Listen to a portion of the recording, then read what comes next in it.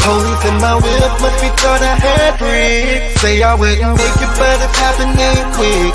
Hating on me now, when I ain't got shit, you better not let me get rich, rich. You better not let me get rich, rich. You better not let me get rich.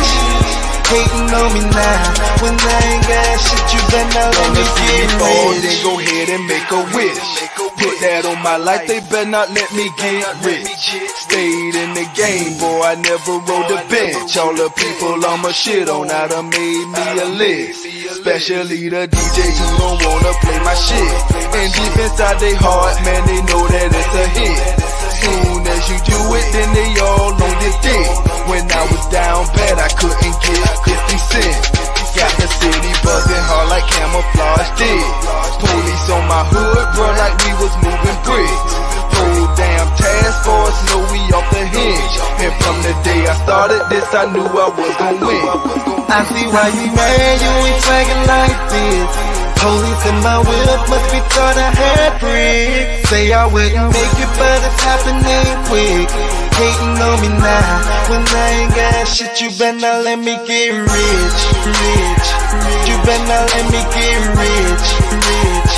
You better not let me get rich. Hating on me now, when I ain't got shit, you better not let me get rich.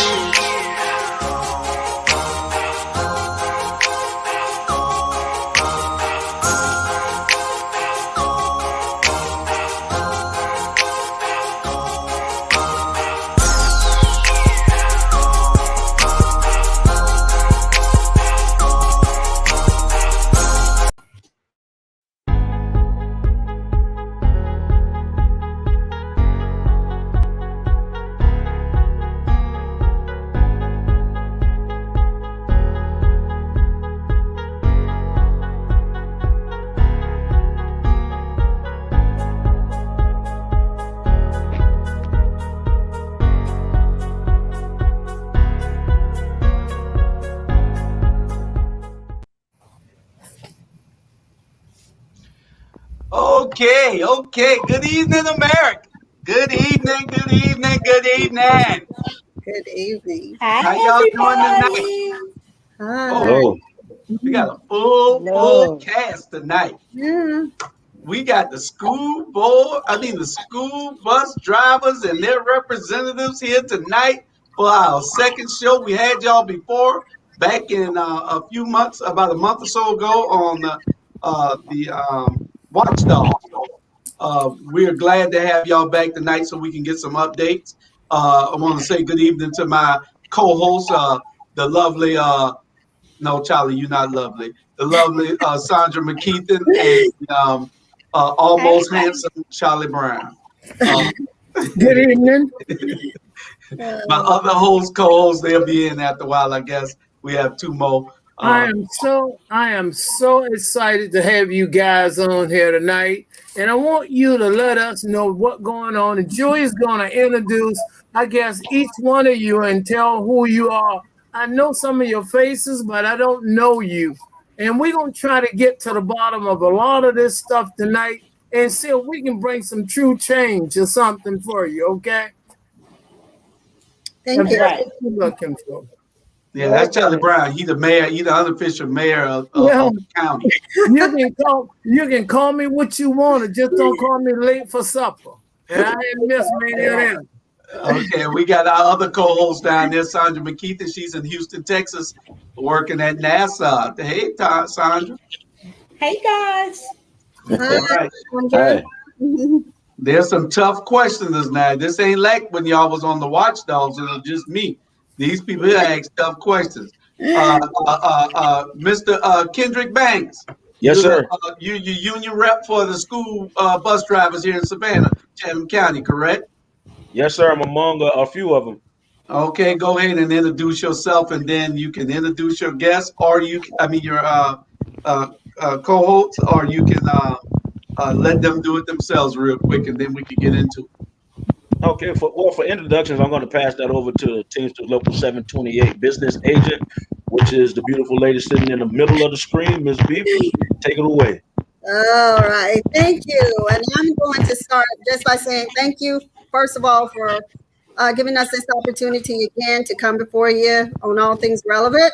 I am Vicki Beavers. I am the business agent for the school bus drivers in Savannah, Georgia, as well as many other entities that I represent. We are happy to be on here again, and I am with us tonight. I have my stewards, which is Mr. Kendrick Bay. He's a union steward. We have a total of 5 union stewards at the school bus yard. That would be Mr. Kendrick Banks, Miss Deborah Daniels, and Miss LaQuanda Middleton. She just went off again. We have 2 more, Hilda Collins. They're not on here tonight. Monica Washington and James Simpkins. Okay, that's everybody. Yeah, that's the cast. You have. And Julius, I noticed she said, "What are they again?" I don't know exactly what you were saying. You say they're. I'm a little bit puzzled. Me personally, maybe some other people are too. You say they are Yoko.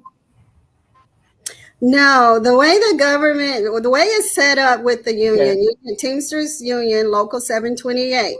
You have your officers, you have your business agents, and at every entity, every company that we represent, from UPS on down to Iron Mountain, Mayfield, you name it, we have 11,000 members here.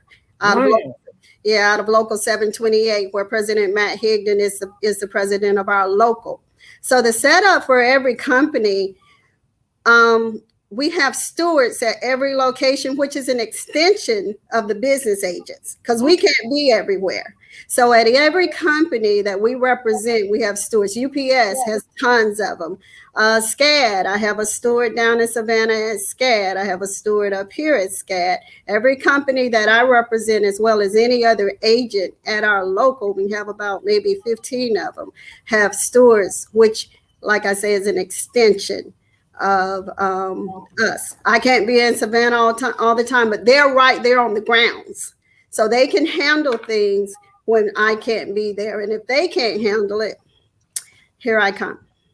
Okay, that's, I think that information you just shared with us, I was not aware of that, and I know other listeners was not aware of it, and I appreciate you sharing it, and to give us a little bit more insight on exactly what take place. Right. Thank you. Yeah, you're welcome. You're welcome. Mm-hmm. Okay. I got one other person that's going on. So you're like the fixer. Huh? So she's like the fixer. Yeah, she's the equalizer. I'm the equalizer. Call Miss Beavers. So we're going to get right into it, and we're going to just ask y'all about what's going on, and how have things been overall since you've been since y'all been working there. I really want to know, since the last time that y'all were on the show, has conditions changed? And then, as y'all talking, each one of y'all can tell us what has happened, and y'all might have something different. And Sandra and Charlie, I ask y'all questions. Well, just a second. I think we need to ask them, in my opinion, how's it been since COVID-19? How has it affected in the working condition? I think that should be one of the first things we should really talk about. I think if I'm wrong, maybe you can, back up and suggest something else, because that's real important, because they're putting their lives on the line each day they go out, along with some of the students they're attempting to pick up, I'll assume, if someone want to discuss that. I can start, and I'll let the stewards jump in, because they can talk more of it, they can tell you more about it. COVID-19 was kind of rough. I mean, not kind of rough. We've lost lives all over the country because of COVID-19. But what we were dealing with on a lot of the yards, not just the bus yards, but in many of the companies, was the lack of PPE. Since our last meeting with on All Things Relevant, we had some concerns with getting PPE, but we started a campaign, got it going. Since that last meeting, we have all the proper PPE. The drivers have all the proper PPE. But there was a time where these things were not being done. Buses were not being sprayed properly. But through meeting and working together with the board, Ms. Kagler and the location transportation department down in, down in Savannah, we were able to get through a lot of things. But unfortunately, and I know LaQuanda wants to talk about this a little, we lost a driver due to COVID-19. And it was so painful for a lot of drivers because he was a very popular young man. As much as we did, and things started moving along after our last meeting. It took some meetings for us to get some things done, but unfortunately we lost someone. And I believe LaQuanda wants to talk a little bit about that and how the members felt toward that. LaQuanda. Thank you. I want to talk about the essence of us losing someone, and I also believe that the lack of empathy and sympathy that was shown in prior years past. We have had the opportunity of having different types of things when one of our fallen brothers or sisters passed away. With this company or with the board, due to policies and procedures and different things like that, we know that some things cannot continue. But I do believe that there should be something that they can do to at least show the family, the other colleagues, that they appreciate the service that these individuals has rendered down through the years. It doesn't take a lot or cost a lot to say that we're there with you, or that they are in our prayers or in our thoughts. So I would like for the board members, for the leadership, for them to reconsider some things. I'm not asking them to go against a policy or their procedure, but at least put something in place that when we lose a member or we lose a driver or monitor or anyone, that at least the family know that SCCPSS is there with them and not just one particular department, and let them know that they are grateful and thankful for this individual purpose. Well, LaQuanda, what was done for, I'm curious, what was done by the board for the member that that lost their life due to COVID, and what is the policy? As far as I know, the past years, the companies and different ones, they did certain things. For example, they might dress the bus up, or the members wore black. Different things like that. In retrospect, to show appreciation and to honor that that person that passed away. This time I'm not really sure. I can't really answer all of the logistics that they done for this young man that passed away. I do know some of the stuff was handled by the drivers and monitors themselves, as far as ordering flowers and doing other concessions, to let the family know that the transportation department was there. But I did not see too much that others have done. And maybe, like I said, I can't speak in total totality of it, but just based on what I see, that I feel like more should have been done. And that comes from the higher ups down. Yeah, I guess you saying something like, I don't know exactly what you call it, some bereavement, some acknowledgement, and have something, bereavement procedure or something like that to be put in place for now on. So when a bus driver, because you like a frontliner, goes down, man or woman, should have some respect to let the community know this person have, on the job or whatever. That's what I'm hearing. And I knew nothing about that. That is completely new to me. Yes. Correct. In previous years, they have done stuff. And like I said, we were under companies then. And so Right. when one of the drivers, all monitors, all mechanics passed away, it was not whatever department that person was in. It was across the board that did stuff. And they all came together and represented not just the driver or the monitor. It was the whole total um company. So I'm just Mhm. asking that the board in total do something.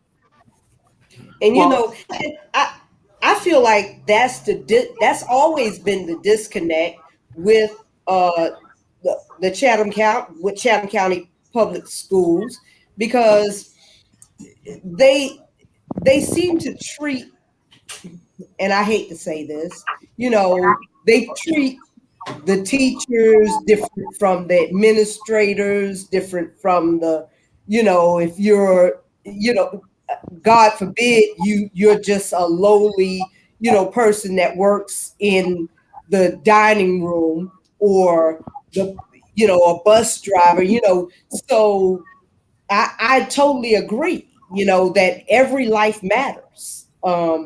Because you guys work with the students just like they work with the students. yeah, and And I think that the bus drivers are the first people that see the kids. They're the last people that see the kids because they've got to bring them to school and they got to bring them back home. And we know that they're trying to do all that they can in this pandemic era, but I think that you all are the real heroes for getting kids and getting our children to school. So I think that something needs to be done. If a police officer dies, you see 1,000 police cars.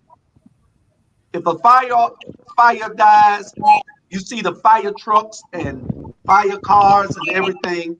So you got to be respectful of all employees. I'm not saying that. I think it's probably an oversight and it needs to be brought to their attention. I'm not hopping on them that bad. But it just needs to be some type of agreement made, like Laquanda said, so that it can be recognized in the future, so that it's respectful. Everybody, this is an employee of the school system. The school system pays them, so not only should that have been done, it should have been recognized by the everybody in the administration. You had something, Charlie? Yeah. I think what I'm hearing, no one presented them a policy, and they're not going to just do it automatic. And I think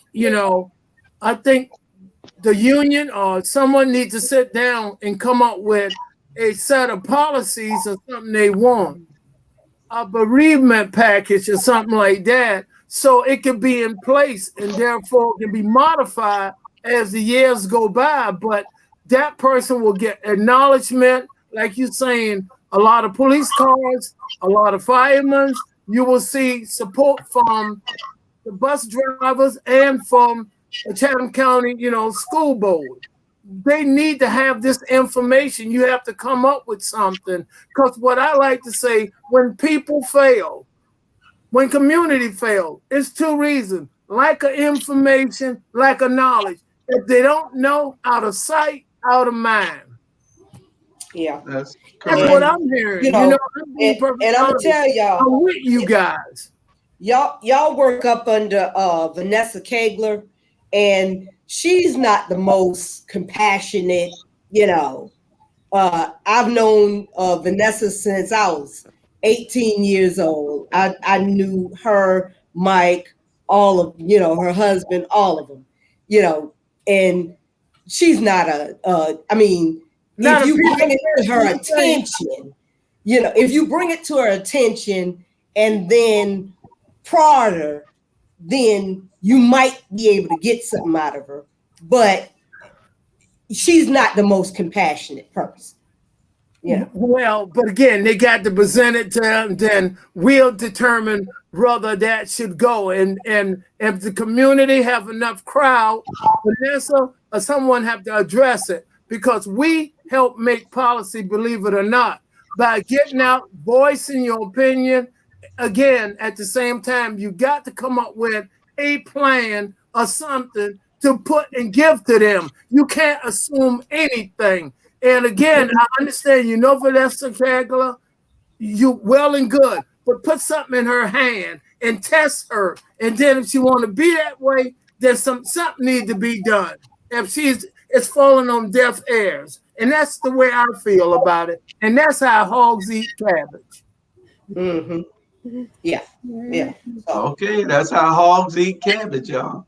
Y'all heard that? Anybody else got anything on that particular subject other than the host? Mr. Banks? Man, I think everybody said everything perfectly. There is a disconnect, but I will say that we're making some headway. We did talk to them before about the communication, and like Mr. Charlie said, there's a lot of information that gets lost in translation from Bull Street down to the from Bull Street down to the local yards. Um, Fortunately, we've been able to kind of bridge some of that communication gap, um, especially when it comes down to the PPE. All right. When we first came on the show, we were talking about the situations on the bus, how we didn't feel safe because we couldn't get the kind of PPE that we wanted. Information from the different managers was kind of off kilter. They didn't know what they were supposed to do as far as giving out stuff. And so there was a lot of lack of communication. But when the local union sat down with Miss Kegler and Miss Dr. Levette, we let them know, hey, there's a communication gap. All right. What you're telling us, we were telling her the issues we were having, and she was like, well, if they want that, just give it to them. Well, it sounds good in here, but it's not being translated to the middle management and lower management. So she was saying one thing and they were saying something else. Well, apparently she's remedied that situation because now every day when we get on the bus, they're practically telling you 5, 6 times a day, if you don't have sufficient PPE, see your people on the yard to get it. And that announcement is made every day. And so we have made some headway when it comes down to communication. So Mr. Brown, Mr. Charlie, he put it into perspective. A lot of times they don't know all of the time from what's going on the yard. And that's an issue because from time to time you need to come from out of 204 Bull Street and make your way to the yards so that you can see firsthand what you've put in place. Because if you don't inspect what you expect, then the brunt of the blame falls on your shoulder. Well put. I love that. I'm gonna steal that line right now. There you go. Well put, young man. And I think also, and when they look at it, when they look back on it, I think that when you all go to talking to them, because Dr. Levette is a real compassionate person. I think when you talk to her and you get her, she gets an understanding of it. It's just that I think that sometimes we got to be able to communicate with every level, not just the administrators, and treat them right. You have to be able to communicate on the bottom level also. And I'm talking about on the pay level. On the pay level, if a person dies, it should be, if one of you die, it should be somebody from the administration at that funeral because you all are employees. Exactly. It should be somebody there. I don't give a damn who it is. It should be I don't care if it need to be a school board member, or there need to be a top administrator, or the doctor herself, the superintendent herself. Somebody needs to be there. Whenever anybody in that 5,000 people die, I think it's 5,000 employees. That's a lot of people. So it has to be, just like the pastor of a church. He can't go to every sick person's house. So he got to melted out to the deacons to go do that service for him. And that's the same type of attitude that needs to be applied everywhere in all kinds of businesses. Because you got to show that you care. Because the most important person in any business is the person on the lowest level. Because you can't do it, and you hiring somebody to do it. So they are very important to that job. So that's Yeah. just my take on it. But I think they're looking, they'll see, they understand. I think that it'll be fixed. If not, then I think they want to work with you all. I listen to a lot that's happening, so I think they want to work with y'all. So y'all just be prepared to negotiate with them. Yeah, and I would like to say when we sat down at the table with them with all of our demands as it relates to PPE, I don't think there's nothing we didn't get. It even went as far as their attorney reaching out to me and speaking to me, and I had him speak with our attorney. So all the way down to the, up to the sped drivers, where there was more concerns because your sped drivers can't necessarily wear um, mask at times. So I do believe, or I know, we did accomplish quite a bit on this last turn. And like Mr. Banks is saying, change it. Change is showing. It's there. Okay. Anybody else got anything on that particular subject before we move on to the next thing? Nobody got anything. Okay. So I just heard you a minute ago on the last show. You said that, and we want to recognize the labor vice president there, Mr. Jerome Irvin. Thank you for showing up, sir. You late, but thank you. Hey, Uncle. You're not gonna get back at me because the link. I thought I sent him the link, but I didn't hit send, and so he didn't get it until just now. So that's what I was doing a minute ago when y'all saw me on the phone. But yeah, we want to. On the last show, I knew Ms. Beavers. You said that there were all kind of PPP issues, PPE issues, not PPP, PPE issues, and so you said that There's they issues with the straightened all those PPP too. things out. Yes, all of that has been ironed out. As Mr. Banks says, they're announcing every morning. Uh, get your PPE. If you don't have it, come get it, so forth and so on. So we're not dealing with that. We've actually moved on to something else. Now that we've gotten that taken care of and that's being monitored, now we're moving on to our next challenge with the board. That's affecting the members. Oh, okay. And what's So that? everything is good in that aspect for that.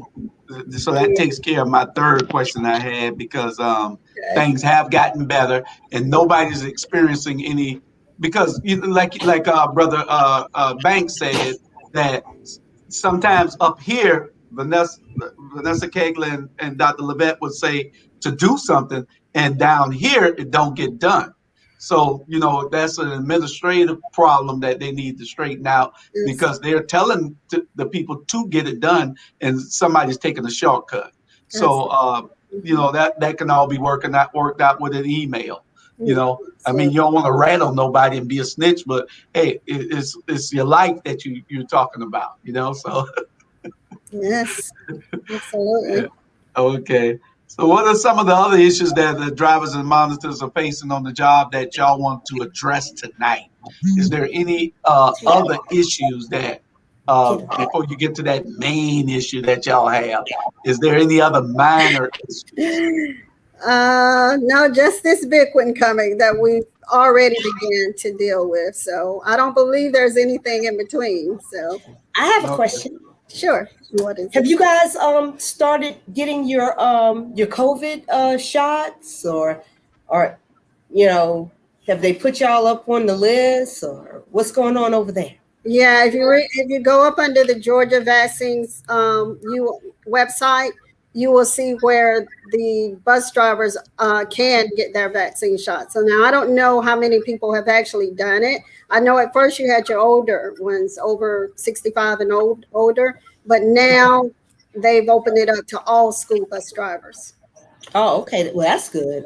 Mhm. Okay. And let me throw this out there because, like I said again, when you communicate and you build relationship, they pay attention to what your issues are and they try to make something happen. So not only did they open it up for the drivers to get their shots, they even facilitated it at one of the park outs where we parked the buses. They made it available for them to get their shots there. And they partnered with a couple of other places that drivers and monitors, transportation employees can go and make those get those shots. They're readily available. So I applaud the board for being really proactive with that. Okay. That's good. That's good. That's very good. They see, like I told you, they want to work with you. We just got to make sure that we get all the issues on the table. I mean, they ain't gonna work with every little nitpicky thing, but those major things that affect your work environment, that affect your health, then I know that they're going to pay attention to it because that's their job. We put them there and we pay them because without taxpayer dollars to do those things and to pay attention to those things because y'all safety directly affects the safety of our kids. So it's a chain reaction, Yes. And And like James Barnwell say right here, it's communication issue up and down the chain.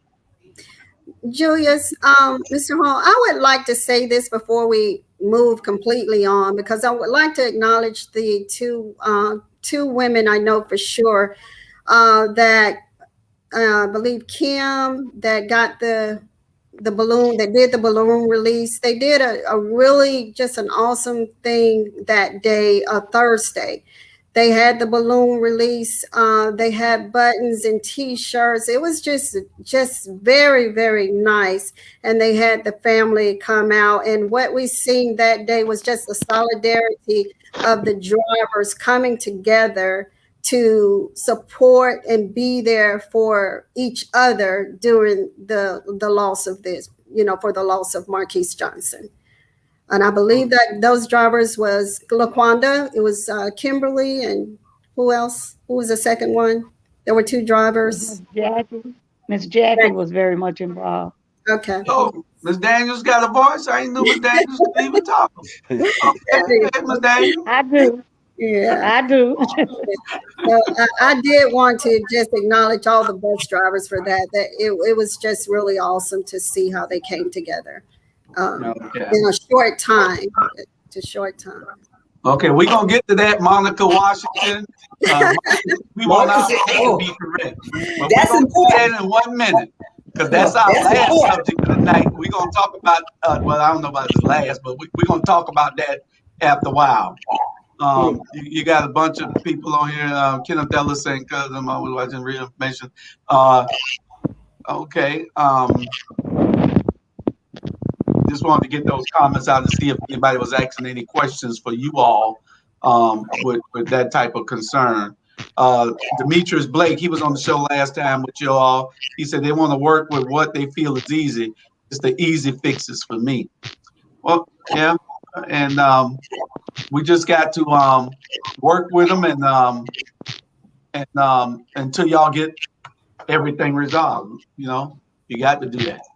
You got to do that. So what's the next question I have for you? I have 5 or 6 questions here.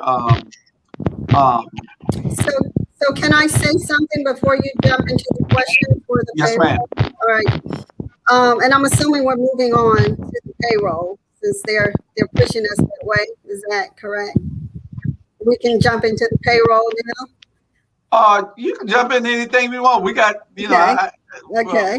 This is you all's night.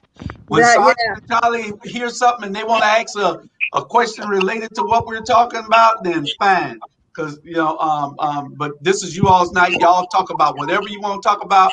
We want the superintendent and her administration to hear you. We want the school board to hear you, and we want you all to be satisfied. I know we want a working agreement between all of y'all, and for everything to be great because these kids are the most important thing. And keep in mind, take your time, express, let it out what you need to talk about. Don't hold back, because if you hold back, people will not know what you want. You got to let them know. And that's all I'm saying. We're giving you the platform. Do what you need to do. Let your different still I think represented the way your guys discuss. You notice Julius talked to the union man down there. Can't think of his name right now. That's what you call a senior moment. And she said, "That's my uncle," or whatever. Jerome Irvin, right? I hadn't seen him so long, so y'all take your time and express yourself, and I'm all ears. Not because they big all mouth right now, but go ahead. Okay, well, So, well, I'm so all ears because I want to hear what's going on. If I'm going to be able to stand up and have voice for you and lobby or whatever for you to whoever, I need to know. Okay. so this is where we want Mr. Banks and Miss Daniels to talk about the payroll. They're going to tell you what we've done. We just finished a petition where I think we got about 170 names on this petition, and we presented it to the board, Dr. Levitt, Dr. Levitt, and Ms. Kagler. We are currently getting ready to, they are getting ready to meet with us about the concerns that we have presented to them. And I want Mr. Banks and Ms. Daniels to have the floor on this because they've been waiting to get a lot out. Go ahead. Yeah, I think the first thing that we need to establish is we have to understand that we came from uh, a company. We came from privatized company to the school board. When the school board came in, what they never addressed and what they never took into consideration was the culture shock that came along with that. Because when it went from privatized to the school board, you need to understand with the privatized company, the drivers were getting paid every week. The employees were getting paid every week. They had check stubs that they can understand. Everything that was that you worked for, you can see on your check. You can see what was coming in. You can see what was coming out. You can see the hours that you worked in each individual field, whether it was on a bus, whether it was a field trip, whether it was anything that you were doing. If you were on the clock, there was an itemized list on that check stub. Okay. Now you fast forward to the school board coming in, it automatically switched from getting paid every week to getting paid semi-monthly, which is twice a month. We lost a lot of people immediately after that, just that. And I think that when the school board came in, they really didn't handle the situation as well as they could. And I think that because they didn't do it, it made a lot of people really leery of the school board and not really trust them. Because again, in that transition, we were asking for a lot of things, and they were saying that we're going to do it, we're going to do it, we're going to do it, and they never did. And so, one of the biggest issues that the school board is facing right now that they may not even really understand is they have to gain the trust again of the employees of transportation.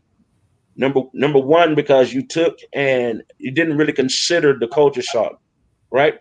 So semi-monthly, um, when you we're used to getting paid the hours that we work in the same pay cycle.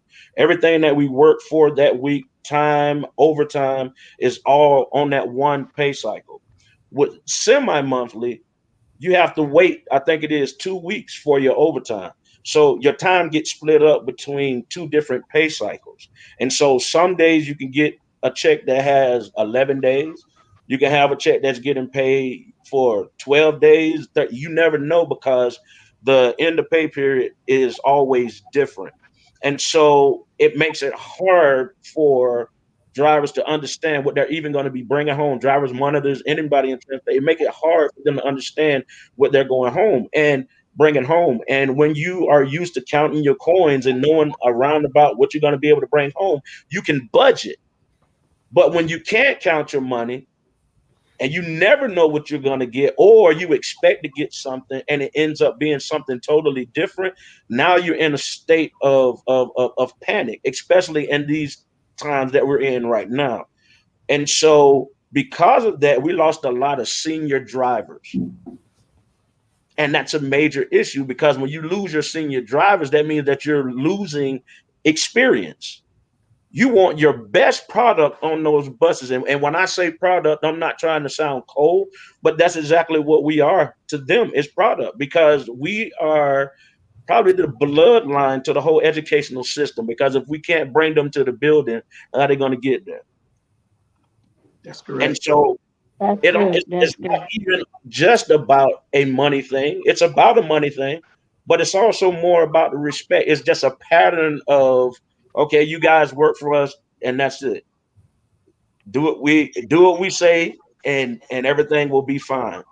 But there's a level of trust that the school board has to get back to transportation because of that culture shock, and because now the employees, there's a trust issue from the employees to the school board. Because if you can come in and not consider how I've been surviving, and you make choices based on what works for you and not consider what might work for us as drivers, then that's an issue. And you've already put a bullseye on your back. And so you can hang up 1,000 advertisement to come and work for you, but there's nothing more powerful than the word of mouth. And Mhm. so when you got drivers or you got workers and monitors that's not happy with what's going on at the job, when somebody asks them about it, what kind of report you think they're going to get? Child, you don't want to work there. Exactly, exactly. And so that's an issue. And so what they're doing is on the semi-monthly pay scale, it's almost like, well, it's not almost like, it's like we are being paid as salaried employees, right? But we're not salary. And maybe Miss Daniels can even speak to this even more because she's really good with the little innuendos and all the little tiny details. So why don't you take over there and do that, Miss Daniels? Yes, thank you. And thank you for the platform first, I wanted to say. But he hit a lot of good spots. I think what it is that the the system that we're under is just antiquated. It doesn't match what they're going through, and to be more detail about it, you have the two pay periods, the the 15th and the 30th. But within those two pay periods, you have so many days. It may be a 11-day paycheck or 13 or 14 day. And within that, you may have you have to work your base hours. So that's the first thing. Base hours is a guaranteed 25 hours. And so they will pay that in advance because it is a two term, twice a month pay period. So they'll pay the 25 hours in advance. But if a person is out one of those weeks, and we're looking at it like every 2 weeks, if you're out one day in that week, they're going to come back on the next pay period and get maybe 5 hours for where you go after your 25 hour, your base pay you have from 25 to 40 hours is just regular time. Then you got your after 40, which is time and a half. Well, I may work real hard this week. I may make 46 hours, 52 hours, or whatever. But by the time I see the pay period, that may be 11-day pay period or 13 or 14, I don't know. And we don't know currently where that line is. I'm seeing all of these deductions. And we're not talking about just the normal deductions. You got your federal and your state and all that type of thing. Then you got your insurances. Well, now you got 16%, 16 point something percent that's taken out for uh, your summer pay and the different holidays that we have. So when these people see these deductions and they start getting the explanation for it, well, the first thing they do, they're so angry, they don't even talk to the people on payday because whatever you imagine when you're dealing with an angry person about their money, that's what happens. And so they see all these deductions, and the explanation is so crazy and so different that some of them can't explain it. Your supervisor can't explain it. They send you to payroll. Payroll may tell you whatever they need to tell you to get you off of the phone. And so now you got an angry person that has a lot of bills that they're not prepared to pay. If you have overtime, you're chasing it maybe for almost a month, because if you don't see it on this pay period or it's not submitted correctly, it's going to be a month before you see it. So you're constantly chasing your money, and you're constantly trying to figure out, well, what happened to my overtime? And, what happened to the base pay? It's just antiquated. And my favorite thing to tell them is that Business 101 says you protect your investment. It takes a lot to get a person to the point where they can open that door and close it, bring that child from home to school, school to home. We started out, we were almost 400 strong fleet. I don't think we're 200 strong now. So you got people that's on the bus all day, which is not good or healthy, trying to do 2 and 3 routes to keep up with, getting the kids back and forward. So the next thing is there's a lot of little things in there that people don't know. Like you need to work 8 minutes out of every 15 minutes. If you don't make 8 minutes out of 15 minutes, you're going to lose that 15 minutes. In a pay period, that could be 2.5 hours. And it could be one of those ones that it's only an 11-day period. So we have a lot of trouble trying to explain to people where their money is. So what they do, they quit. And as Mr. Banks said, we started out on a pretty bad footing because of the attitude and them not realizing. I don't think they really realized the importance of the drivers and what type of, time frame we would work in. They can't regulate our overtime, due to traffic patterns and different things in the city. Go ahead. Julius. Yes, sir. One of the things I'm hearing, evidently they need a workshop or something on and explain exactly how it's supposed to work, where they can have a clear understanding. I don't know how they can break it down to have a workshop, but you definitely need a workshop. Okay. Yes, sir. Go ahead. No. Go ahead, Dave. Workshop. That's their answer. No, we don't need a workshop because, basics, you can get it over to people. But the problem is that the explanation really doesn't make sense and it's not consistent. You don't think the workshop will clear that up? People know where their money. Let me respond. Let me respond. Okay. That's their response for the problem. They've had workshops since the beginning, since they took the school bus drivers over from the private company. So having a workshop is not helping me when I look at my paycheck and it's only $150 and I can't feed my family. I can't. Hell no. I work 40 something hours for 15 days. I'm over 40 hours. And I look at my check and I'm like, where's my overtime? I got base pay, I got over base pay, and then I got overtime. Y'all want to explain that to me? You want to tell me I need to be educated as to how I can know how to read my paycheck?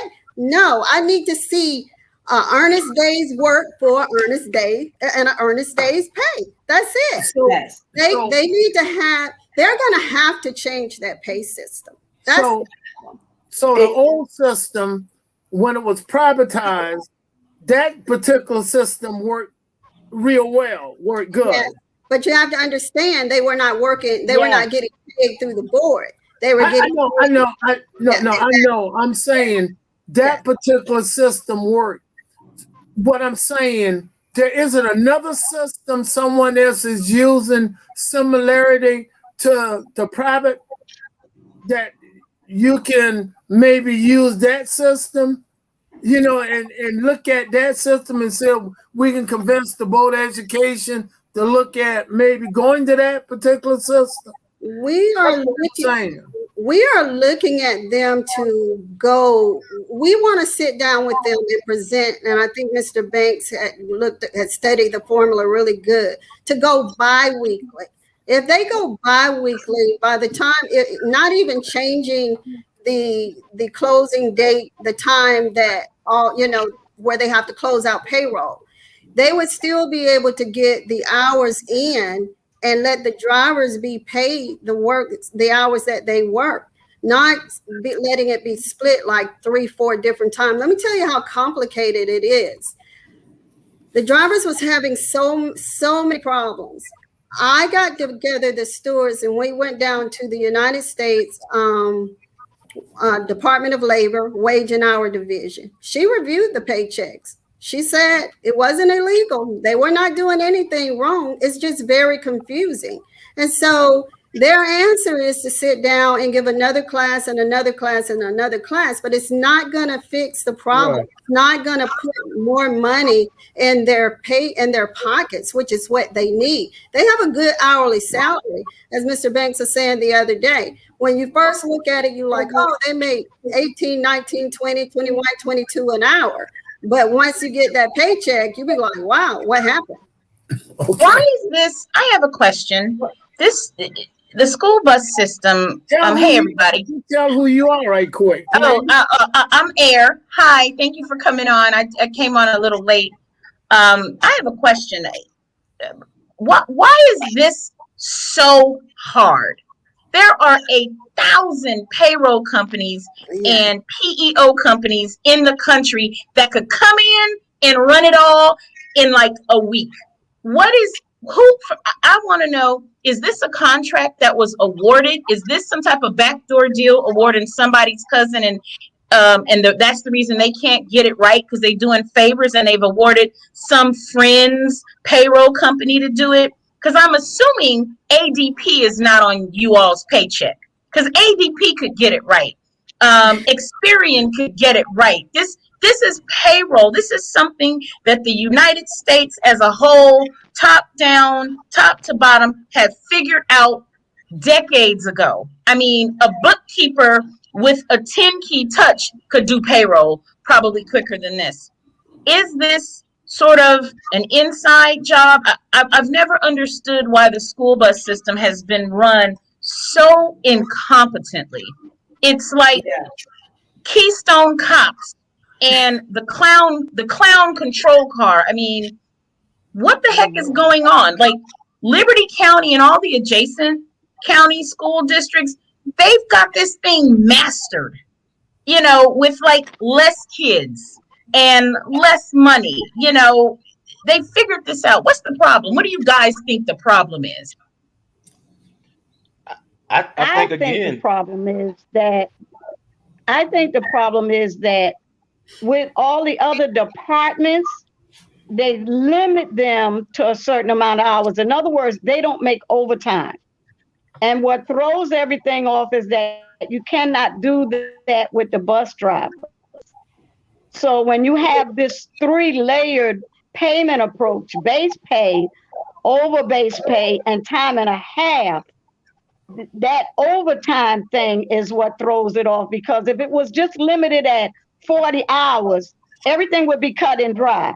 But you got these drivers that you don't know what the hours may land at. So when they go into that 3-tier thing and try to regulate it and then throw it into, well, you got these different 3 tiers, but then you got 11-day pay period here, 13, 15 here. So they chopping it up in so many different directions and so many little nitpicky things that have to be done with it until they can't explain it. And once you do understand it, it's the devil trying to explain it to anybody else. And most of the time, if you're under pressure about your bills and you keep coming, waiting twice a month to get your money and your money's still looking crazy, you're going to leave. And so, as Mr. Banks said, we're losing drivers we hemorrhaging drivers, good people. Yeah. These people Well, know the city. These they say people that know the y'all children. they say that y'all are the training ground for the cat bus drivers. Say all y'all drivers go to cat, right? Well, that's a good And they point don't because I come will back. tell you, I will tell you this. We have had drivers leave to make less money for consistency. And that's a Yeah. shame Why because isn't somebody fired? Who's well, who's in charge? How's this person? How does the school board and the superintendent keep Well, incompetent leadership? it's a reason for it. We'll get to Tell, that in a second. all of them are Go hooked ahead. up at the top. Let, But let, let let me ask Mr. a Bank question. let Mr. Bank finish what he was saying. Saying, Go yeah. ahead, Mr. Bank. well, it's the most apparent thing is when you got 5,000 employees, you want to try to make everything fit in a nice little box and make it easy. But when you have different classified employees, when they're classified differently, and you can control the hours of one section and you can't control the hours of the other section, in all of my research, when it comes to hourly pay, the first thing that is always said is with hourly, semi-monthly pay gets confusing. It's difficult and it's complexing because you can't fit all of it. You're gonna miss somewhere because the end of pay period is gonna end on a different day every pay cycle. Whereas with a biweekly system, the end of pay is always the same. You always know what you're gonna get, and in that same pay cycle, you'll be able to get the hours that you work plus the overtime, and it's a nice, neat bundle. Okay. And I think that that's the problem. I think that when they brought the buses back in, there was a lot of things that they didn't consider as the board with the issues that they would face. And as far as the system is concerned, you're asking the right question. We just don't have the answer for it. What we have been told is that they are working on a new system. They said that they have been on the I guess the purchasing side of the payroll. Okay, They so have already rolled out a new system, but Yeah. on the HR side of it, they haven't got it yet. And that's been 2 years. They told us that they were changing the system. 2 years. okay, me and Miss Beavers talked today, and we were talking about one of the reasons for this disparity, this dispute, because somebody said they got a $6 check, somebody said they got a $3 check. That's almost impossible. But That's one of the ridiculous. reasons is, and where Erwin at? I wanted to tell her. One of the reasons is because of the reserve pay. They take 16.6% out for reserve pay. Somebody said on here a few minutes ago, and Leah Famble said that they take 16.6% out for reserve pay. So on Right. top of having this antiquated payroll system and them trying to take out, and you don't work that week and they're trying to take out your reserve pay so they can pay you over the summer even though you're not working. That's why they take that money out so they can pay you over the summer. That makes your check look bad, but then over the summer you're still getting paid even though you're not working because they took your money out so they could pay you over the summer. So part of the problem is that. So you all got to find out whether y'all want to have a job whether you want to get paid for not working during the summer. Alicia, that's part of the problem. They take out part of their All of pay that's been so they can pay presented. them over the summer. But I thought They that you need And guys that's used to been get requested. unemployment during the summer. A Say long that time again. ago. listen. This is the saddest thing on planet Earth is that we got a majority black city and we can't figure out how to damn pay the drivers. Uber got it figured out how to pay drivers. There are counties surrounding Savannah, Chatham County. They've got this figured out. Chatham County is not alone. I've never what I believe, and it's hard to see unless you look at things at the macro level. I think what the people are saying in the comments, somebody's got a backdoor deal, somebody's doing something, somebody's playing the shell game. This isn't rocket science. Like there are tens of thousands of school bus districts all over the country. You don't have to do it. It's not this hard. It's not this hard. It's starting to look like black folks, and I'm gonna start calling them colored folks in a minute, can't figure out the basics. Well, this been going on before the colored folks. Then. Well, I'm just saying, this is like it's like a towering mountain of failure. They can't get the schedule right. They can't get the pay right. It's like the Savannah Chatham can't get right. Stop. No, I'm not gonna stop. My daughter went to Savannah Chatham schools, and I fussed with them then too. That, but we don't need the Mississippi River running tonight. Need to cut it off for a minute. Whatever. What the problem is, if you was listening, what Julius was saying, that the 16% is coming, a chunk is coming out over the summer months when they're not driving bus. That's part of the problem. You got to work that out somehow. And the bi-weekly, I like Mr. Bank idea, but I did not know about the 16.6%, they take out where you can get paid during the summer months. I got it. Arrow, they don't want to. I got all that. It's still able to be figured out. Until the Ohio River. Hush. I'm going to mute you, Charlie. No, you can do what you want. Just don't call me. Anyway, let's get to these people got problems. Let me ask a question. Can I ask a question? Yes. So we've been leading you guys on for the last 3 years about this pay thing, or the changes that they were supposed to be making. And you're a union, right? Well, I come from a state where there's unions. And our unions, after they haven't gotten satisfaction for a while, they strike. What do you guys do? They don't have collective bargaining rights. Let me just say that. Georgia's right to work. So the unions are toothless here. But now I'm going to shut up and let the actual employees go. Go ahead. So they're not actually toothless, because Local 728 has 11,000 members and we are strong as hell. And I'm going to say that. But you are absolutely right. As it relates to the school board, there's not a CBA. Prior to, with MV Transportation, First Student, they operated under a contract. So we don't have a quote unquote contract with the Board of Education, but we have accomplished a hell of a lot without a contract. Everything that we've done from the time that they brought them in, because when they brought them in, I think they tried to first steer them away from the Teamsters, because we know the strength that we bring. Okay, so they tried to push the drivers to go to a couple of more unions that was operating under the board. But we didn't go anywhere. We didn't go anywhere, and we've been at the table from day one.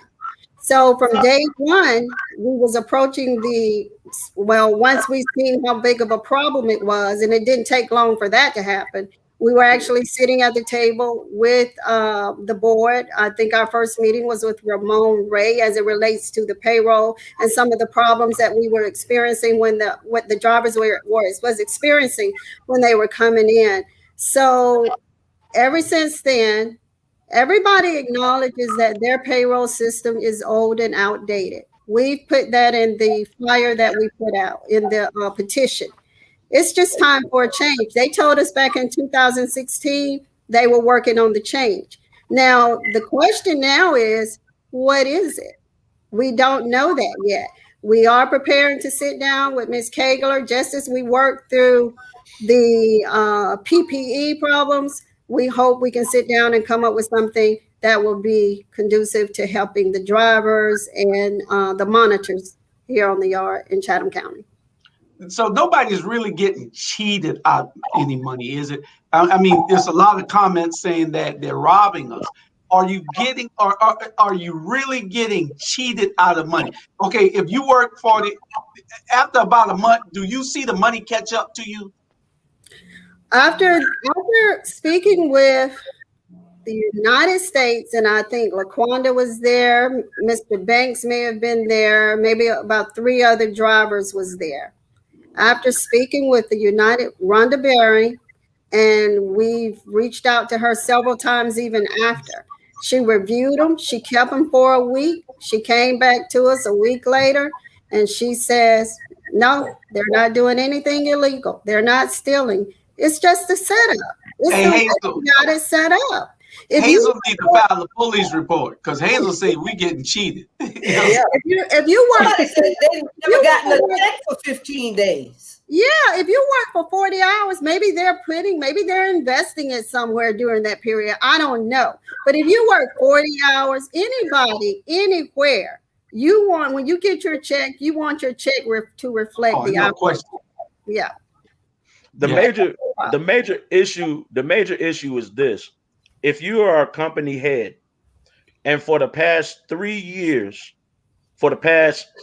since you came in 2016, you see the influx of people leaving the job and it's all centered around the same thing, one can only deduce that either you're not paying attention or you're incompetent.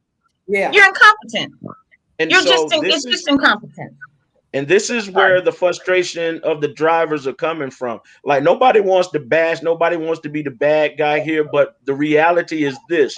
The drivers and the monitors are not making it based on what we're bringing home at this time. And you shouldn't be a 40-year-old person. You shouldn't be a 50-year-old person bringing home paychecks like you're still in high school. And that's the issue that we're having. Now, I will tell you this. When we did go out and we did a stand-up in front of Eli Whitney at the board meeting, they had barricades waiting for us with campus police, right? And so we had Miss Leah Famble was out there with us, and she asked the campus police guy, she was like, is your check right? Is your check right?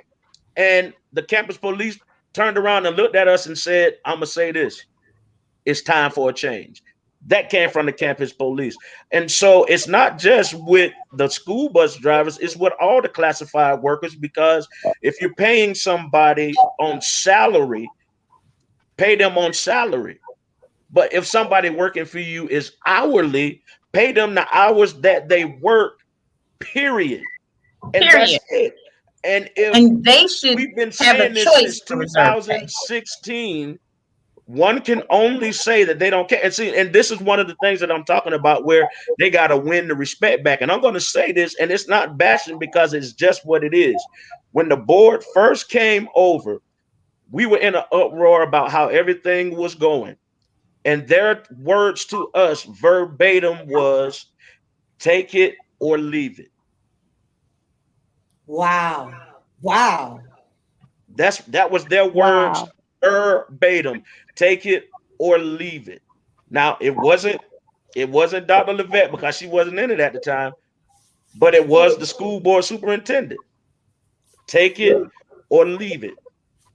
Okay. Yeah, and that's what I was trying to tell people. This system been in for a while, since Lockamy, and it just needs to be changed. And it's just racist. I'm gonna call it what it is. It's racist. The way you keep oppression in a city is to make sure that all the governing units remain in utter chaos. See, they let these systems become dilapidated and inefficient so that they can put additional pressure and stress on a majority Black community. I know people are like, that's way out there. No. These people want to make sure that no unicorns come out of the Savannah Chatham County School District. So they're going to make sure that they do things like build a hotel room to teach them how to clean rooms so they can supply an endless supply of domestic workers to all the hoteliers they give all that public money to, like Kessler. They're going to make sure the school bus system is a wreck. They're going to put a Black person up there, a bootlicking trustee who's bent over backwards and probably done some unquestionable things to get this spot. They're going to make sure that whoever's in charge of the school bus system, and I didn't hear that and I don't want to know, I'm sure that person's family members, cousins, nieces, nephews, and maybe even their spouse also got a public job somewhere in Savannah or Chatham County. That's how they keep them. That's how they keep them in check. And they make sure that our systems, and let me give you an example of a system that was done like that specifically to suppress the Black vote. Brian Kemp, as Secretary of State, made sure that the voting system across Georgia stayed old, outdated, inefficient, and dilapidated in an effort to suppress votes. It's the same playbook. It was like that at the city. They keep the city personnel all messed up. They keep the county personnel. They're doing all this on purpose, and it affects our children. Everybody know that 75% of the kids in the Savannah Chatham School District are Black. 75% are Black. People don't want to admit that. We all know Savannah is 60% Black. We just ain't filling out the census because we don't want them counting us. We know that as Black folks. So it's by design. And like you said, sir, in the middle, if the same person has been running this for 3 years, it is on purpose. They care and they're doing it deliberately. Mm-hmm. And to your point, I think that platforms like this get that message out to the community because the community should be outraged. I'm a parent and I have a child in the school system, but she's homeschooling right now because of the pandemic and everything. But all of this affects the quality of service that the children in the community get. And I think that this is what we really have to see. The community really have to be outraged with that, because let me tell you something. I've been there for 6 years. And let me tell you, I have students and parents on my phone on speed dial because of the kind of relationship that is forged from driving 2 and 3 generations of children from the same family. Yes. Okay. And so when we get on the bus in the morning, driving isn't the only thing that we do. Kids get on the bus, they've had a bad night. All right. Our job, and some of us take it very personally, is to make sure that by the time that child get to the school, we've had a pep talk with them so they won't destroy the rest of their day. There's issues that we've dealt with families. There's issues that we've dealt that, listen, there's bus drivers that prevented children from being kidnapped at a bus stop because they wouldn't let them out because they saw something suspicious, or they chased people away from the bus stop because they saw something suspicious. These are over and beyond the job that we have to do. And what I'm saying is this: you want to appreciate people that bring that kind of service and that kind of quality to your family, because at the end of the day, we're talking because we're trying to be appreciated. But in the middle of all of this, the children are the one that suffer. And so it's not a selfish endeavor on the parts of the drivers, on the part of the monitors, on the part of anybody. It's just a plea to be respected for the job that we do and to be treated fairly. If we work the way that we get paid, that means we will take kids to school and then we'll wait 2 weeks and then we'll come back and pick them up when the money show up on my check. But if we do that, then everything will be in an uproar. And I don't think that it's unfair to ask that you give the money that we work for when we work for it. That's right. And I think, like teachers, the bus drivers should have the option for the reserve pay for the summer. When I was in graduate school and I was a teacher, we had the option. Would you like to participate in reserve pay so you can get paid over the summer?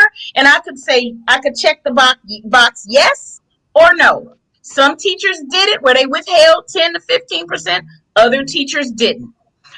It gave us the option. Some people travel and go teach at a university for the summer. They do the same thing in Liberty County, because I knew one of the bus drivers there, and she said no, she doesn't take the reserve pay. She does a whole different job for the summer, then she's back to driving. This is, again, I think it's racist and racial. I don't know if it's that or not. I really don't. I think you jumping the curb on that. Again, I think you need to address the 16%. if they don't want that, I don't think the option are there for them to address that part. They're not giving you that option. They're saying that you're going to get paid twice a month. We're going to take the 16% or the 16.6. I think that's where the problem lies, part of it. And I think the 15th and the 30th, it's the other problem. Bi-weekly, like you say, will be best because it'll cover all the overtime. I don't think the racism play into it because the superintendent is black. Vanessa Kegel is black. She is. And I'm saying a great deal of the school board members are black. I don't think the racism are playing into it. First of all, I think the whole system get paid twice a month. And what you said earlier, Mr. Banks, I listen. I don't go yada, yada, yada, yada, yada. You say you're trying to take 5,000 people and fit that system into 5,000 people. And it's not working. It should be in category. Bus drivers should make different because they're set up a little different. And I hear exactly what you say. And I'm saying, I think the 16% need to be addressed.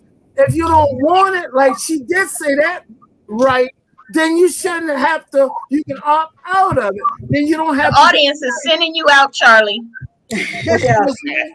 The audience, listen, you don't want to see it, you've been living it. Go ahead, Jerome. Charlie gonna tell you the truth. Charlie not going to bull. Hadn't talked yet. Charlie not Let going to Jerome talk, Charlie. Charlie not going to come in. Go ahead, Mr. Jerome. Go ahead, Mr. Jerome. Don't do that. Right. Don't do that. Hold on, Charlie. You let her run like a Mississippi River, and you gonna cut me off? That's not right. You got to learn when to stop talking. Somebody else got to talk. Mute him. I'm tired of y'all, man, with this here. Please. You ain't air. Y'all talk too much. This is for these people to give their complaints out, not for y'all. Don't be throwing me in with Charlie. Shut up. Go ahead, Mr. Jerome. All right. Damn. She called it right. Asa called it right just a few minutes ago. Brian Kemp, your governor, when he was the Secretary of State, cut the drivers' summer pay for the unemployment. They would work year round. He cut the unemployment. The Teamsters was the only union that fought and got the unemployment back for a year. He turned around and turned it into a policy, and when he turned it into a policy, that's when they cut the drivers some of the unemployment. The drivers were working year round, were working for the 9 months, getting paid what they should be paid, and then when they turned around and he cut the unemployment off, they had to go to making summer pay. The 16%, they started taking the 16% out. It shouldn't be that way. They should be making enough to cover what the drivers go through. They should make enough money to be paid year round for all they do. They're the first smiling faces these kids see in the morning time, and sometimes the last smiling faces they see in the evening time. They take these kids, and these kids take them very serious. A lot of them taking this mother and father. That's all I got to say. Well, let me say this, because one of the things that I think that the school board forgets is this. We have very educated people that's driving those buses. We got some drivers that got more degrees than some of the teachers that's working at the board. And that's not a shot at the teachers. I'm just saying, and let me say, got more degrees than some of the administrators. It's not that. I think that it just need to be an option. We know how to manage our money. We just need to know what we're going to get. And that's the problem. You can't pay us in the same system that you pay teachers because we don't work the same way that the teachers work. Okay. And then it's also been said that, well, my check is good. Yeah, your check is good because you're salaried and there's no change with your check. But when our check get cut between two payrolls, between two pay periods, it becomes a very big issue. And then because you're not transparent as when it comes down to a check stub, all we got to go by is you saying that it's in there or it'll be in there next week, but you don't have any documentation showing that, okay, it's in there from this week, or if I'm actually being paid my overtime from that last pay period, or if they're using that to make up my base pay. And it's not actually overtime at all. It's being charged at my regular time instead of time and a half. And so there are a lot of issues with that. There's no transparency at all when it comes to that. And the problem with that is, like Ms. Ayers said, we've been saying the same thing since 2016.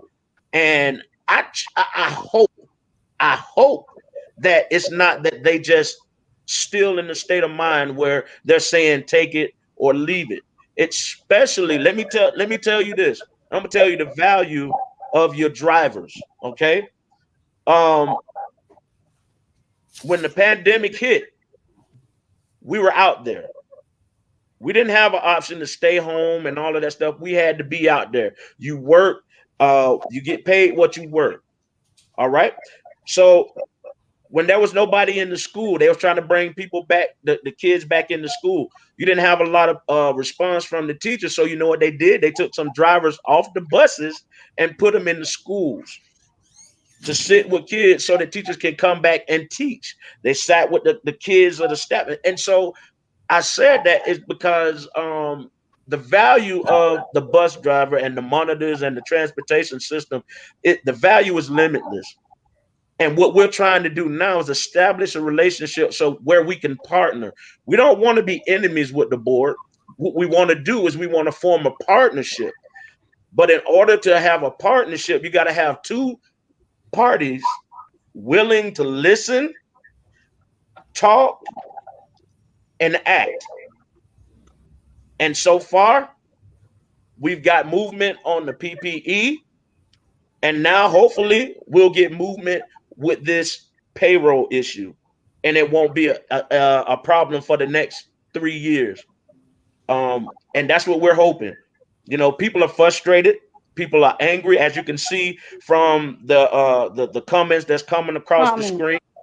It's not that people are being, you know, this is a matter of life and death for people. I can't tell you how many times I've been on the yard and people have come to me with tears in their eyes because they're trying to figure out what's going to happen because they got bills that they didn't pay last time because they didn't have enough to pay it. And now they're waiting on this check and they get their check and they're like, oh my God, I can't make it. We shouldn't That's how you know it's deliberate. Yeah. That's how you know it's deliberate. You can't tell me that it takes 3 years to get this right. The easiest thing to do is get payroll systems right. That's the easiest part of running it. That's the easiest part. Asia, it just hasn't been a priority. It hasn't been a priority. It has to be a priority. Yes, and now I think we're making it a priority now. No more waiting. Well, yeah. They have to do something. So we put a lot on the table. I asked her to get her team together. When we'll get our team together and we'll sit down and we'll get this thing figured out, because there has to be a change. Just like Mr. Banks said, it's something when a driver comes to you, open up their check, and they are literally in tears. I have seen them. I've had a driver come to me with tears in their eyes saying, Miss Vicki, I don't know what I'm going to do. I can't live off of this. That's some painful stuff. And then you go and you sit down with Kegler and Dr. Levette and you tell this story. You know, Go ahead. I see the comments where they don't want to spend the money and they don't want to update the system. But the very nature of the school bus system is the people. And the people are only there for compensation. How that's not a priority? I refuse to believe that the people at the top are that incompetent and cold-hearted. It has to be deliberate. Like payroll is a priority of every business, every institution, every organization. I refuse. We giving them a pass by saying it's not been that's the only priority. That's like number one. How you gonna pay people? These are our children. It should be. It And should. let me But tell you I something think about that. one of the things Even that's if been they a don't, problem, e- if yeah, I just wanted to say one of the things that has been a problem that I think is being resolved now is the fact that it's public. You know, we sit down and we talk with Miss Kegler and different ones, but the board may not really know what the whole issue is. So now it's out. And by way of solution, I would like to see us have the option not to have the reserve pay taken out and do something with this 11-day, 13, 15-day issue. Cut it down. If it's going to be two pay periods, put those days in there and stop chopping them up all over the month and sending them to the next month or the next pay period. Do away for those that want that reserve pay done away with, and narrow this pay period to twice a month and be I done think, with it. And and that's people one of the can things that they Charlie can Brown better said. figure out where their money is. Charlie Brown said the same thing. So maybe we need to send him down there to straighten that out because that's exactly what he said earlier. What is this about the $1,000? well, that's the $1,000 that you keep hearing everybody talking about is that stipend that The Governor Kemp said that he was going to give Kemp, to all the Governor Kemp, education right? uh all the educational workers and everything.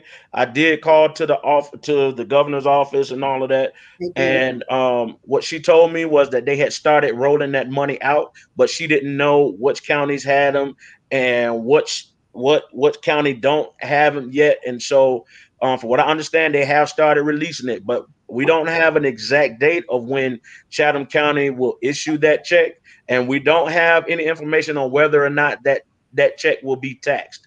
So we don't want to say anything that's not true. If we don't have the information on it, we don't want to put it out there. So all They the need to information, sue. huh? I think the union, 3 years and people are going through this. This is terrible. The union needs to sue. It needs to sue the Chatham County School District for inappropriate and mishandling pay.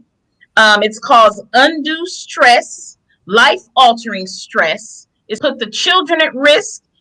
Somebody needs to sue. I'm sorry. This is 3 years. Whoever's running this school bus system that's been this mess needs to be Well, and sent home.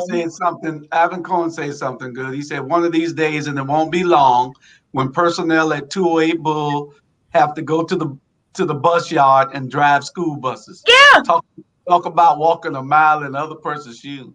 yeah, yeah. I mean, I It really won't be think that the long. union should sue. That's at minimum. That's what the union should do for the bus drivers. You need to sue them, and then they need to fire whoever's. Who did you guys say? Someone, Vanessa Kaler, fire her ass. She done circulated all the public. She done been at the city, the county. Was she the one that messed up the water bills? Remember the water bills? They must got the same people doing the water bills from 3 years ago. And then they put the water bill messer upper onto the school bus payroll so she can screw them. I'm serious. They need to sue, and it's ridiculous. You only go to a job for the pay. Well, That's it. let's see They if we not can there get because they want to volunteer. Sue them. Sue their asses. let me Exactly. let's see if we can get them to express themselves a little. Not Who? us, right? We got a Vanessa? panel tonight. Oh, Yeah. I was about to say, I mean, Vanessa ain't coming nowhere. No, we got a panel tonight. It's their concerns that we're concerned with, not ours. well, and let me say this: even if they don't change the system completely, they can change the frequency of pay to fix this. Because what they've done is Miss Kegler said it herself that when she first came, they were getting paid once a month. Then they switched it to biweekly. Then they went to semi-monthly, and they hadn't changed the system. So if you have the ability to change the frequency of pay, and it's been an issue all of this time, then why not go ahead and just change the frequency and get rid of all of the headaches that you've been receiving? Because let me tell you something, transportation employees, we know how to pick up the phone. We know how to get on their nerves because we're going to call and find out about that money. And so my thing is, the only deduction that anybody can come from this is, if we've been saying this and you know what the problem has been for the past how many years since 2016, then again, one can only deduct that you don't care, or like you said, they're doing it on purpose. And it's the burden of the school board to make that clear about which one that it is. Because apparently people are making that assumption on their own because they're leaving. The one thing that we got to remember is times have changed now since the board has come back in. Port life is busy right now. It's expanding right now. And so there's competition there. And so you have to make it attractive to the employees that you have. And you're not going to get that when you reward your frontline people that's been out there exposing themselves. You're not going to get it when you reward them with a bunt cake. Okay, because what I'm hearing exactly, they trying to make it fit for 5,000 people, and it shouldn't fit for 5,000. You guys should be in another category the way it worked. And if you want to opt out the 16%, you should have that option. That's what the discussion need to be about. And I mean, somehow that's what it need to be about. And I'm through. So I have presented that on the table to Ms. Kegler as she's preparing with her team to meet with us. My request, one, is we go to biweekly. Two, that they give the option of reserve pay for those that don't want to do it. So those are two. I have some other items on there as well, but those are the two main things that we are putting on. That's already been put on the table. I did it earlier this week, and she's setting up a team. When we meet, hopefully next time when we come before you guys, we'll have some things worked out. That's what we're hoping for.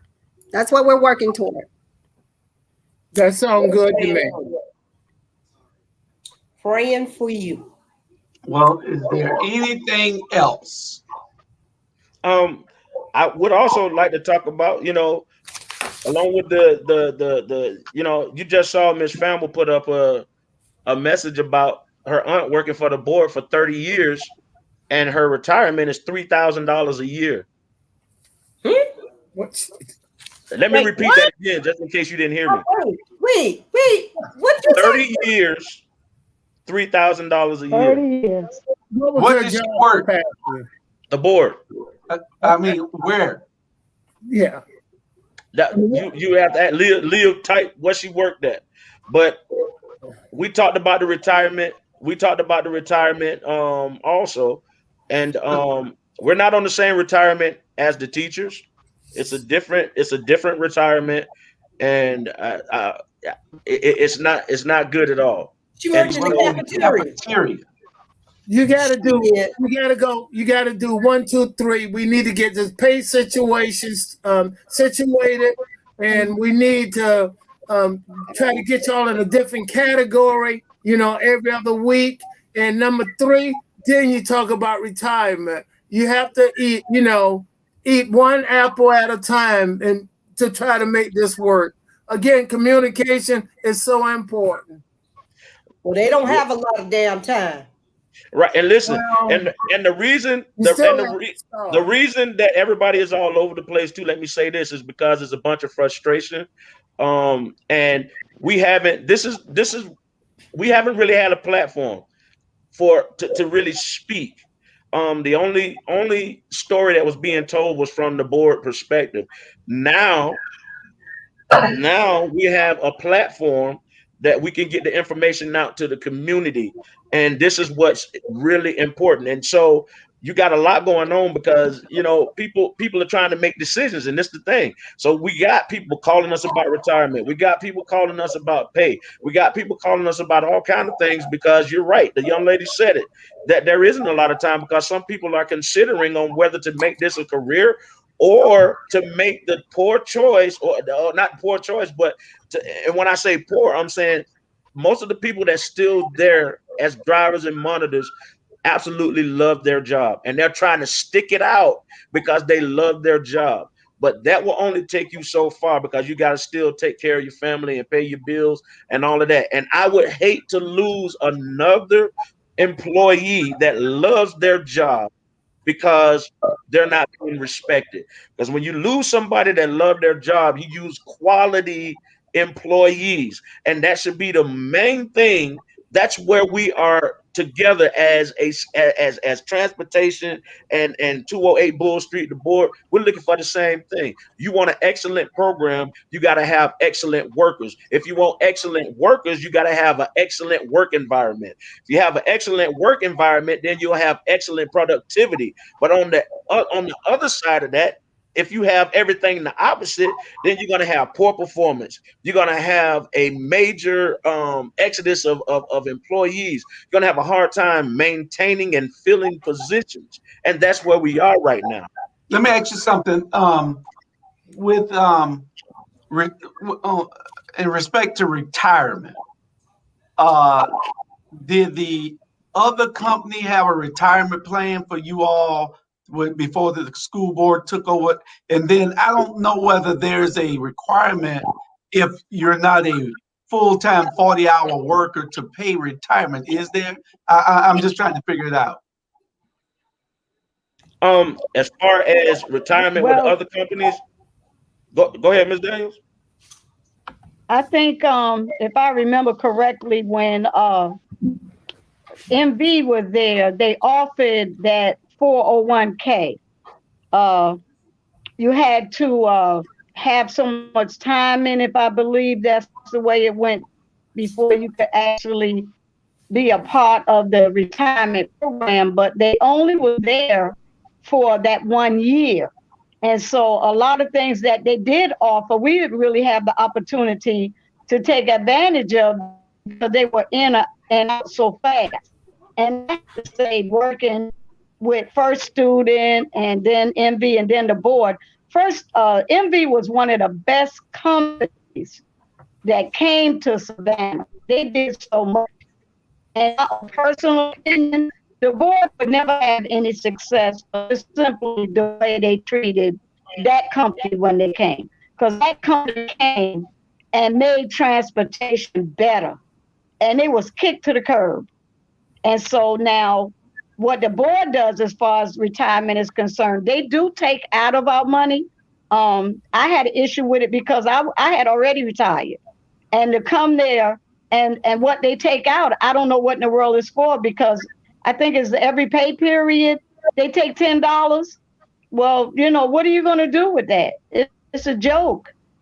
So you guys I don't know don't have whether any they call it matching it or whatever. There's no explanation on your paycheck stubs? I'll say for myself, individual.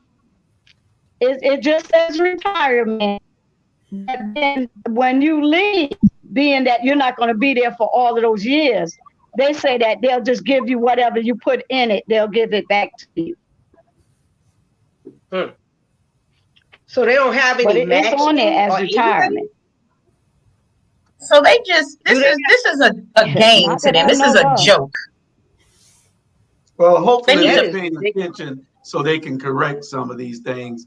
And we're going to make sure that we have you all back in a couple of months so we can see what the resolution was on these issues, because it is bad. We got, on this platform, we say that we're going to bring it, and we don't spare anybody, but we have to give everybody a chance to correct things.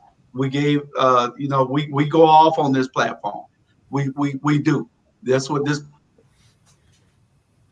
platform Julius does. We go off on people, and especially when they're not doing the right thing. We fighting for you right now. We fighting all over you. We jumping on each other, and we want to make sure we understand. And we'll fight till hell freezes over, and then we're gonna fight on the ice after that. We'll still be fighting. You gonna be fighting on the ice with yourself, Charlie. So I would like, can I say this for the bus drivers that are commenting? Let us know if you guys experience any retaliation, because we're gonna report that too. So if something happens to y'all when y'all go back to work, let us know so that we can call them out. And then we need the public needs to show up. The schools, the parents who have children still in school. My daughter graduated, thank God, and they have been destroying the school she graduated from since her class. 100% of them went to the military or college. Even some people went to Yale, and I knew they were going to dismantle early college.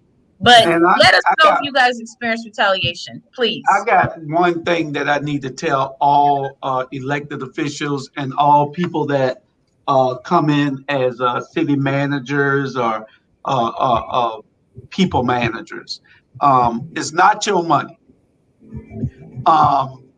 So find a way to make it right. It's not your money. Find a way to make it right as long as it's fair. You got to be fair to everybody. And I'm not just talking about the school board. I'm talking about all forms across all the board, the whole government. You know, you get this everywhere. Everywhere that we go, we get this here. And they don't look at they you know, you got the top and you got the bottom. And just so happened that that the school bus drivers, they figure that they're at the bottom. So you got to be able to say, you got to look at these people as human beings. They are people. You have to do what's right by them. Find the damn money. Fix the issue. Get the machines right. Ask them what is needed. It don't take no rocket science to be nice. Just be nice. Do what's right. That's all that has to happen. Do what's right by the people. We ain't got long with this earth. You know, do what's right. And that's all good. Across city, county, school board, everywhere. Everybody needs to get it right because this ain't your money that you playing with. This ain't your company. I can see me paying Charlie Brown what I pay Charlie Brown. He ain't gonna get nothing. He can't make no complaints. It's a right to work. I can fire him anytime I want. Well, you don't have to worry about that. I'm gonna put it in perspective for you. Young people, I mean, I call y'all young people because you're out there on the front line doing what you can, putting your life on the line. Listen, I thank you. I really appreciate what you're doing. I'm gonna do what I possibly can do for you, and Julius Hall going to do what he possibly can. Other people just talking to hear themselves against four walls. Trust me when I tell you, you get in touch with Julius Hall, Charlie Brown. We do things. We just don't talk about it. Because hot air come a dime a dozen, especially during the summertime. It was good seeing you guys, and thank you for being on the show. Thank you for having us. Thank you for having us. Yeah, let us know. I mean, this is ridiculous. I've never heard. I knew the bus system was bad, but this is embarrassing. This is embarrassing. You know, Can I send a shout out? And this isn't because this is Mr. Hall's wife, but I got to give a shout out to Miss Hall that's on the board, because when we did our stand out at Tanya Howard Hall, right? When we were doing our stand up, she stuck our head out the door to see what was going on, and during that meeting, we were not supposed to be on there. But she spoke up and said, okay, y'all did the PPE, but now what are y'all going to do? What are you going to do now? And we like that.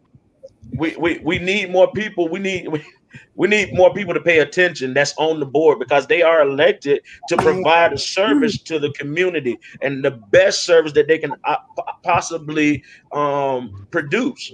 And if there's always an issue with this one thing, and you see that there's an issue with drivers leaving, you can't recruit, you can't keep people, then how can you sit in the Eli Whitney building comfortably and have conversation about anything else? Because if you take the wheels off the car, that car not going anywhere. You can have all of the pretty, whatever you want to have. You can have everything else, but if you take the wheels off of that car is now ineffective. And so we need to make sure that we're pressuring them to do what they were elected to do, because if they don't, then that's on us. There should be outrage right now in the community about how everything is going. when you hear this, because they're not just messing with the lives of the drivers, but they're messing with the lives of the students. You got drivers, With the and I used to do it. community. Hmm. You got you got drivers that get off the bus like I used to do it. You get off the bus and then you go to a ride share. You go and you drive Lyft because you got to make money, because what you're doing right now, how it's coming in, is not enough. And so you have to go out and you have to do other things to make ends meet. And that's not a good place to be in, because you need well-rested drivers, quality drivers that care about what they do, to make sure that those kids are safe on the bus, off the bus, at the bus stop. And you can't ask for anything better than that. You got the police, the nurse, the counselor, all of that all rolled up in one person sitting behind the steering wheel, and those that's sitting on the bus as a monitor. We're the first person that your child experience in the morning when they get on In the that bus. morning. Yep. And a lot of us take that job seriously. It should be a career level job. It's a position of public trust. People have to have background checks. You can't just be anybody. You are transporting dozens of people's children. Half of us can't keep our own kids in check in the car, let alone 25 kids in a bus. It should be a full-time, well-paid, unionized with benefits job like it is in the rest of the darn country. I had a cousin who was a union steward out in Los Angeles for the Los Angeles Unified School District busing. And it was a full-time job with a government pay scale. They hit a pay scale system just like GS workers, but they were LA County employees. And they had benefits, but of course, in California, the unions have collective bargaining rights. So when they mess with the school bus drivers' pay in LA, they go on strike for one day, and the next day they had a $1.25 raise. They wasn't playing with that. And they defined benefits plan and their participation into a 403B, because public workers should be contributing, school board should be contributing either to a 403B or a 457 plan as a public employee. It should have never even brought in a 401k, but that's a whole other subject. It just sounds like it's a bunch of incompetence. And I'm going to say this again, Charlie, whether you believe it or not, you just want to live in bliss on the plantation. It's racist. It's systemic. It is systemic and structural racism. You don't drag on payroll and pay people peanuts and got people's checks messed up, and they driving children around. How's that not a priority? So what you're saying is that it was already there and it just hasn't been changed. The racism was there from the beginning, understanding that is where all the blacks are at the bottom there, and that it just has been continuing on. Yeah, it's just racist. It's just racist. Yes, and until we start calling it like we see it, it's not going to change. You guys, you got to pay attention. It's a HB. They've been trying to dismantle Savannah State. Listen, Armstrong Atlantic. For those of y'all who don't know the backstory, Armstrong Atlantic was broke like an adult school. Savannah State was the only university in the city of Savannah making money. But those Board of Regents said, we're not going to have that, and I'm not going to say it because I don't want to get us banned. We're not going to have that N-word school be the anchor school in our city. So that's why they went ahead and took on Armstrong and made it Georgia Tech, because they refused to let Savannah State own that other campus. They bought Georgia Southern down there so that Savannah State wouldn't just be one black university, because it's pumping out too much talent, pumping out too much black excellence. They're going to do that with the school system. It's deep. It's ingrained. The corruption. Right now, we gonna. I thought you said bye, Charlie. Right now, we're gonna concentrate on the bus people, and we're not going to go to that subject yet. And we have to deal with that a little later on. Okay. Listen, they want to hear from me. I'm telling the truth. Again, we need to take one app at a time, sir. And Mr. Bank, all y'all guys was wonderful. And we'll go with the pay and opt out on the 16%. And we'll go in that order and go on the retirement plan and then we'll look into the racism. But we need to get your money straightened out before we get all over the place, okay? And be careful, sir, ma'am. Ones who throw the rock will not be there. They duck behind a tree. Trust what I just say, okay? Y'all guys be careful. Have a good night. Because they throw a lot of rocks, but they won't be around when they will throw that rock. That's right. Okay, so there we have it. We're gonna make sure that we get y'all back on after y'all got a meeting this week or something with right, Ms. Beavers? Yes. Well, we haven't set the date. I've sent the information. What we are requesting for her to get her team together so they can address what we want, and we're going to sit down and talk about it. And hopefully, we can come up with something because this has to be changed. There has to be a change here. I mean, we can't take anything else. We can't take anything less. Rather, got to be a change. Okay. I would like to say, I know she's using racism, and that goes a little bit deeper. But I always say, this Savannah is like the have and the have, because I see my bus drivers, and then I see people that's making a lot more than these bus drivers, and they're not being cared for like they should be. You know, as it relates to the union. When the school board taking them back in, as you all know, prior to that, the school drivers were with private companies where they had scheduled wages every month because they negotiated with the union. They had benefits, all of that. When the board took it in, when they took them back, which they never should have, and we fought that, they never should have took them back, but that was something Lockamy did. And this is the result of it. They thought it was going to be a cakewalk, but it hasn't been. Okay. So under a private entity, MV Transportation, first student, so forth and so on, Durham. We didn't have Durham down here, but you had contractual protections under there. Now it's a little different.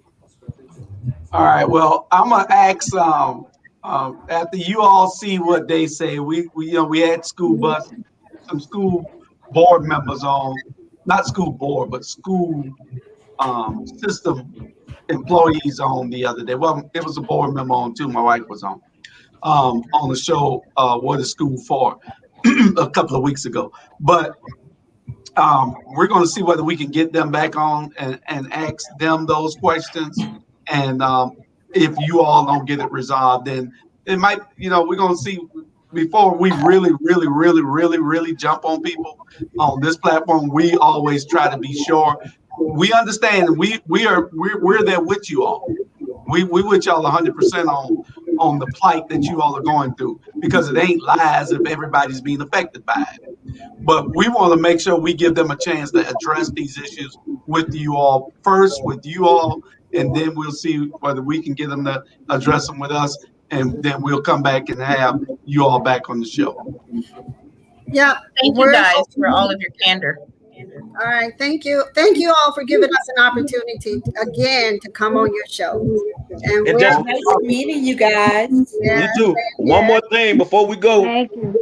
All of the drivers and all the transportation workers in Savannah, Chatham County, it's time for a change. It's time for a change. And in order for that change to come, we got to stick together and we got to speak as one sound. Let's do this. All right. Exactly. That'll do it. Air, you taking us out? I'm taking you out. Thank you. Stay tuned in to ATR, y'all. Thank you. When we tell it like it is. Thank you guys again for all your candor.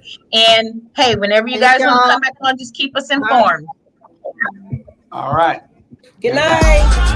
All right.